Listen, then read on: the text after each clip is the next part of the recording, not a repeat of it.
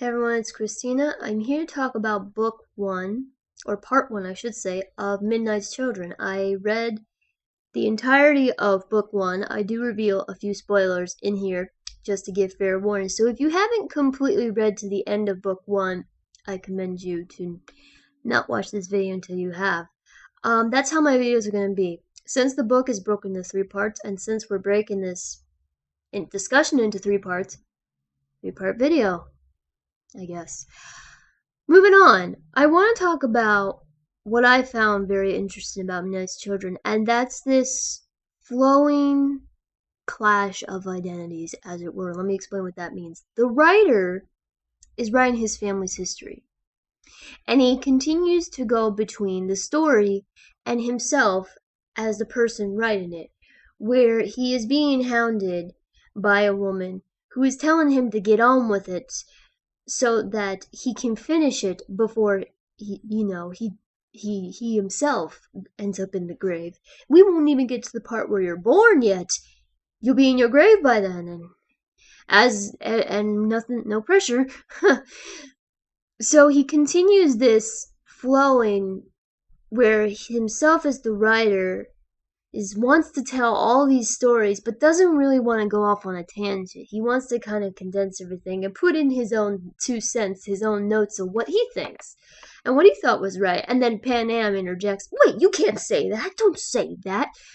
I guess you're right. So he's showing how, as the writer, as he's writing this, how his own thought process is going. I found that to be an extremely effective tool. Worked beautifully into the piece.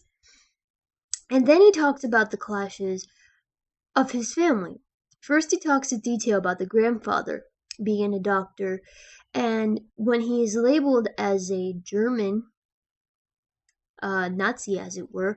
Maybe Nazi is not the term they used. I can't remember at the top of my head right now. But he is shunned because everyone finds out he's German. And I cannot remember, but I do know the book mentions the wars. One of the world wars. And these wars, Germany was involved in both. Not in the best of light either. And I'm basing this loosely off history. My history knowledge, my knowledge of history is lax. So correct me if I'm mistaken on that part.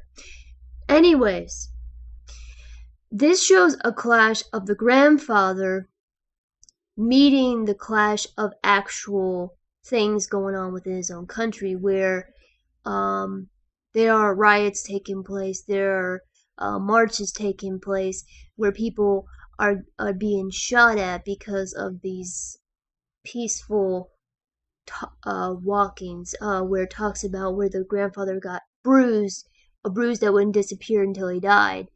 And the writer wanted to make note of that the Hindenburg bag, the German bag, was the one who caused the bruise. Kind of an interesting clash there between his grandfather and his grandmother. Then he talks about the growing up of the children with who will be his mother. Will it be the youngest Emerald, the Blackie, as they call her, the darkest one in the family, or will it be the oldest? It talks about the clash of families, how families can disagree, and how the grandmother was known as the Reverend Mother because she had such a strict system in her household. So it showed that clash between family, and the writer showed his own clashes with Pan Am as they try to get this story going along. And even he admits, well, I want my parents to meet too so that I can go ahead and get born here. And then he drops a bombshell. Here's a spoiler alert. He drops the ultimate bombshell that shows this clash. It talks about his father clashing with the gang, dropping off money. Talks about his mother clashing with the fact of this prophecy being true or not, where her son would be born in the independence of India, which was a big deal because India at that point had been under a rule, and then suddenly they gained their independence. So it showed the clash where the writer himself, who has been writing about his family history, reveals the ultimate bombshell that he is not actually genetically related to anyone he's mentioned at all. He was switched at birth. And Pandem's like, "Shut! What? You're an Anglo-Indian? Why do you not realize the sacrifice?" He says, "I am Salim Shia Asin. I can't say the name. Sorry. He's no. It doesn't bother him at all. To him and his parents, he is the son. Even when the parents find out the truth, his father will quickly point to him as being the son. Um, and I think that's a huge important part of the very last parts of the book.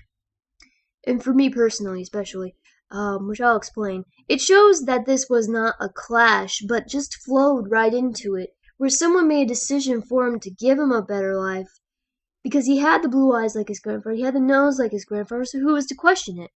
But then the person felt guilty and admitted to it, and then she helped raise him.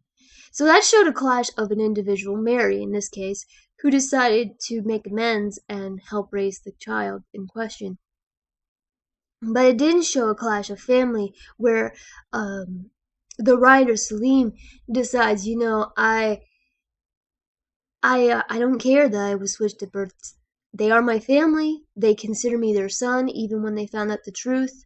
Early on, they consider me the legitimate son. That's huge deal. And the reason I think it's huge for me personally is because I'm adopted. Now, I'm adopted by genetically related relatives, my grandparents. But even if you're adopted by someone you're not genetically related, your family is your family regardless of whether you are tied by blood or not.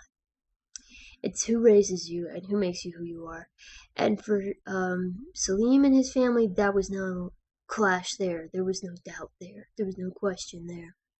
So despite everything going around, despite this independence, despite the pandemonium that will be taking place, he is born and shows a sort of peace in a sense, where he is okay with the fact that he was born this way and he was the son of someone else, but that he was raised by a richer family.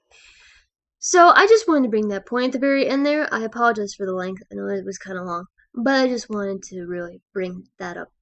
I look forward to seeing what you think about my flowing clash, as it were. Thank you for watching.